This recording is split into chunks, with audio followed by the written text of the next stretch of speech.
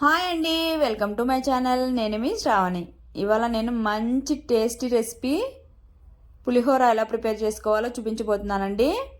ఇదైతే రకరకాలుగా చేసుకుంటారు. నాకైతే చాలా ఇష్టమైనటువంటి పులిహోర అండి ఇది. నేను చేసే పులిహోరలో ది బెస్ట్ పులిహోర ఇది. తప్పకుండా ట్రై చేయండి. ఇంకెందుకు మరి ఆలస్యం, స్టార్ట్ చేసేద్దాం.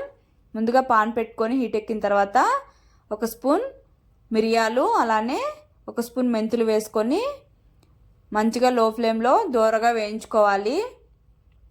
ఇవైతే వేగేటప్పుడైతే మంచి స్మెల్ వస్తుందండి.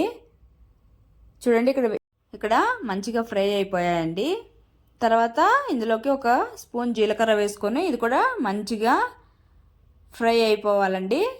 ఇలాగా ఫ్రై అయిన తర్వాత తీసి ఒక బౌల్లో పక్కన పెట్టుకొని చల్లారనివ్వాలండి. తర్వాత చల్లారాక మిక్సీ జార్లోకి తీసుకొని మంచిగా మెత్తని పౌడర్ లాగా మిక్సీ పట్టుకోవాలి. మిక్సీ పట్టుకున్నటువంటి పౌడర్ని ఒక బౌల్లోకి ట్రాన్స్ఫర్ చేసేసుకొని పక్కన పెట్టుకోవాలండి. తర్వాత మనం ఇప్పుడు స్టవ్ మీద పాన్ పెట్టుకొని హీట్ ఎక్కిన తర్వాత ఆయిల్ వేసుకోవాలండి. ఇక్కడైతే ఈ పులిహోరకు ఆయిల్ కొద్దిగా ఎక్కువే అవుతుందండి. హీట్ ఎక్కిన తర్వాత ఆవాలు, జీలకర్ర, అలానే ఒక స్పూను ఉద్దిగుండ్లు, అలానే పల్లీలు ఒక గుప్పెడు వేసుకొని తర్వాత ఒక స్పూను శనగబాళ్ళు, అలానే కరివేపాకు వేసుకొని మంచిగా లో ఫ్లేమ్లో గింజల లోపల వరకు వేగేటట్లు కుక్ చేసేసుకోవాలండి.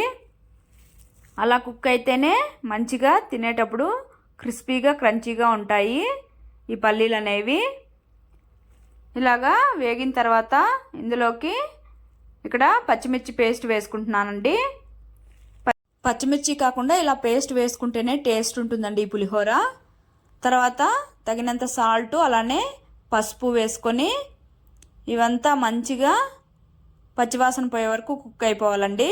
కుక్ అయిన తర్వాత 2 ఎండుమిర్చి, అలానే చింతపండు అండి, ఒక పెద్ద సైజు నిమ్మపండు అంతా చింతపండు తీసుకొని వేడి నీళ్ళలో నానపెట్టుకుంటే గుజ్జుగా, అలానే త్వరగా కూడా నానిపోతుందండి. చింతపండు వేసేసుకొని ఒకసారి బాగా మిక్స్ చేసేసుకోవాలి. మిక్స్ చేసేసుకున్న తర్వాత మనము పౌడర్ చేసుకున్నాం కదండి, ఆ పౌడర్ వేసేసుకొని ఒకసారి మిక్స్ చేసేసుకొని కొద్దిగా బెల్లం వేసుకోవాలండి రుచికి. వేసుకున్న తర్వాత బాగా దగ్గర పడనివ్వాలి.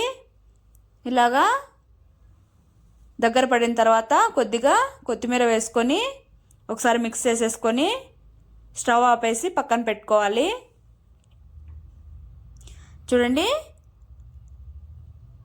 రెడీ అయిపోయింది. ఇప్పుడు మనము పొడిగా చేసుకున్న రైస్ని ఇందులోకి వేసేసుకొని బాగా మిక్స్ చేసేసుకోవాలి గరిటెతో. ఒకవేళ వేడిగా లేనట్టయితే చేతితో కలుపుకుంటేనే బాగుంటుందండి రైస్.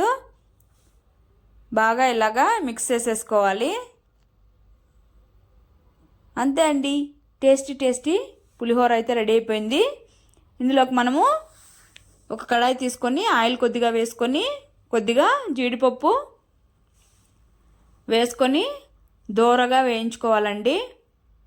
ఎక్కువగా అయితే ఫ్రై చేయకండి, మాడిపోతాయి. తీసిన తర్వాత ఇలాగ దోరగా ఫ్రై చేసుకున్న తర్వాత ఈ జీడిపప్పులు పులిహోరలో వేసి ఒకసారి బాగా మిక్స్ చేసేసుకొని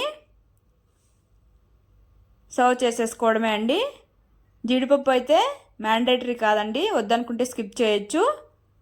అంతే, ఎంతో టేస్టీ టేస్టీ పులిహోర రెడీ. సర్వ్ చేసేసుకొని తినేయడమే. టేస్ట్ అయితే చాలా బాగుంటుందండి. మీరు ట్రై చేసి మీకు ఎలా వచ్చిందో కామెంట్ సెక్షన్లో కామెంట్ చేయండి.